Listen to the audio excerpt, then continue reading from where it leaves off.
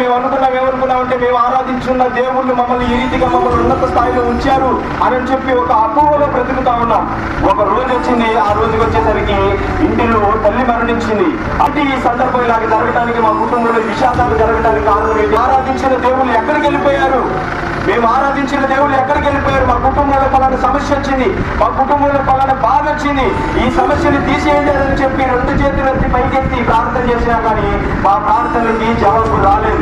ఒక సందర్భంలో మాకు అనిపించింది, ఇదిగో అన్ని దేవుళ్ళని తిరిగి చూశాము కదా, ఒక్కసారి యేసు ప్రభు దగ్గరకు వచ్చి ఆయన పాదాలు పట్టుకొని ప్రార్థన చేద్దాం, మనకున్న ఈ కుటుంబ సమస్యలు పోతాయని చెప్పి మేము ఎప్పుడైతే అడిగి ప్రార్థన చేశామో, దేవాది దేవుడు ఇదిగో ఈ బైబుల్ పట్టుకొని ప్రయత్నిస్తున్న నన్ను దర్శించాడు. దేవుడు ఆకాశం వైపు కన్నులెత్తి ప్రార్థన చేస్తా ఉన్నాడు.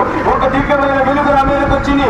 ఇదిగో నీవు పాపివి, నీ పాపం నుండి నీవు రక్షింపబడాలి అని అంటే నీవు రక్షింపబడాలి అని చెప్పి దేవుడు తెలియజేశాడు.